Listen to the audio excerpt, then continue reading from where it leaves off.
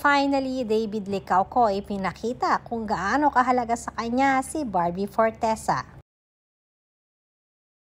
Nakakatuwa talaga ang tambalan ni Barbie Forteza at David Licauco. Dahil hindi lamang sila good influences sa mga katrabaho nila bilang artista, kundi maging sa ngayon ay kinikilala nga ang dalawa na good ambassador para sa mga kabataan. Ito ay para sa organization na Save the Children Philippines na nagsusulong para sa children welfare. Kaya naman lalo pang dumami ang mga sumusuporta para sa Barda. Samantalang meron namang ginawa si David Licauco na sadya namang ikinakilig ng napakaraming Barda fanatics.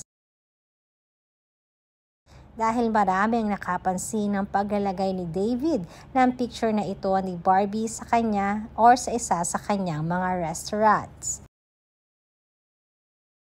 Never pa di umano itong ginawa ni David sa kanyang mga past girlfriends at mukhang ngayon lamang niya ito gagawin.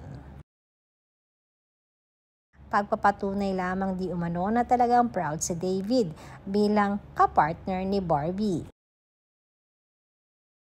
Kaya naman hindi maialis na mapareact ang mga netizens na iba di umano talaga ang pagpapahalaga na ginagawa at ipinapakita ni David kay Barbie. Isa sa mga katangian na talaga namang na-appreciate ng mami ni Barbie para kay David. Ayon nga sa mga netizens na talagang proud di umano sila sa tambalang Barda. Dahil sino nga ba naman sa tingin nyo ang hindi magiging proud sa mga ginawang ito ni David?